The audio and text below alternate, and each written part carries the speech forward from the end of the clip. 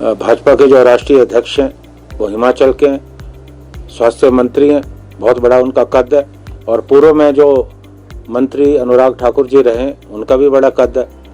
मुझे लगता है कि ये दो हिमाचल प्रदेश के जो बड़े नेता दिल्ली में, ये हिमाचल की पैरवी नहीं कर पाए या इनकी जो है सुनवाई नहीं हुई। हिमाचल प्रदेश में अभी तो एक सांसद इन्होंने हमसे चुराया।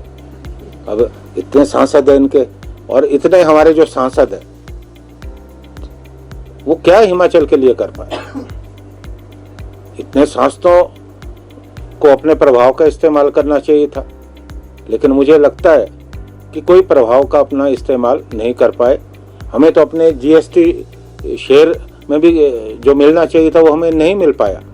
हिमाचल लगातार जो है अनदेखी का शिकार हो रहा है, और शायद इसलिए भी क्योंकि हिमाचल प्रदेश में कांग्रेस पार्टी की सरकार है, और कांग्रेस पार्टी की सरकार को अस्थिर करने के लिए हमेशा से जो है भाजपा प्रयासरत रही है।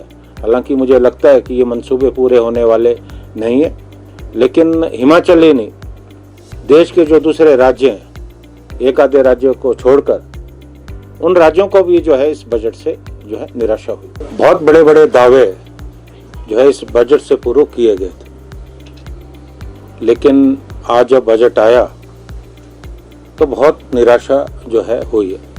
और किसी भी बजट का जो आकलन है वो स्टॉक मार्केट करती है, और आज स्टॉक मार्केट जो है सेंसेक्स 250 पॉइंट नीचे गिरा है।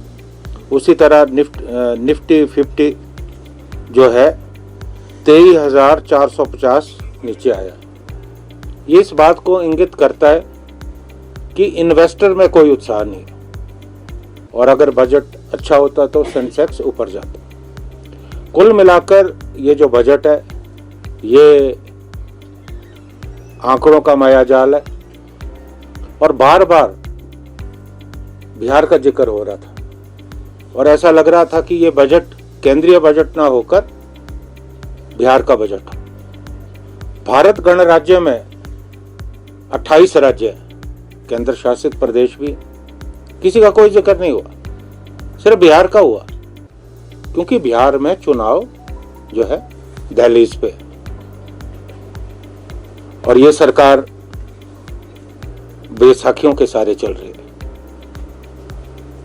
क्योंकि नीतीश कुमार जी का दबाव है। इसलिए बजट में बिहार को ज़्यादा महत्व दिया गया। हम ये नहीं कहते कि बिहार की अनदेखी होनी चाहिए थी, लेकिन 28 राज्य और भी हैं, उनका ख्याल जो है नहीं रखा गया। श्री नरेंद्र भाई मोदी जी की सरकार में श्रीमती निर्मला सीतारमण जी द्वारा प्रस्तुत किया गया बजट करोड़ों करोड़ों देशवासियों के लिए विकास का बजट है, गरीब के कल्याण का बजट है, युवाओं के उत्थान का, महिलाओं के उत्थान का और किसान के विकास का बजट है। जो विषय माननीय मोदी जी ने रखा उस दिशा में निरंतर ये बजट देश को विकसित भारत की ओर अग्रसर करता हुआ दिखाई देता है। जहां कृषि और बागवानी के विकास के लिए इसमें अपार संभावनाएं हैं, वहीं युवाओं के रोजगार के लिए, स्वरोजगार के लिए और विकास की दृष्टि से लाखों करोड़ों स्थान इसके माध्यम से जनरेट होने वाले हैं।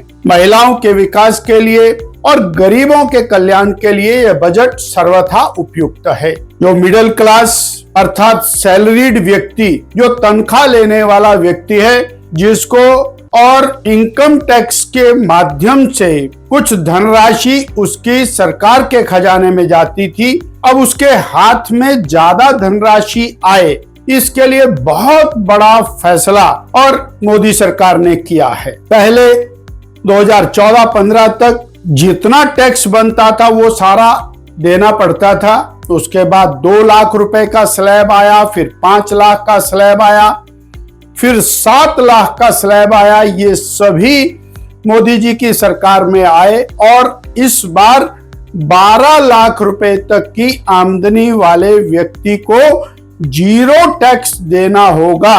ये देश में एक बहुत बड़ा ऐतिहासिक फैसला है और जो कर्मचारी वर्ग से आने वाला व्यक्ति है उसको 12,75,000 रुपए के ऊपर जीरो टैक्स देना पड़ेगा।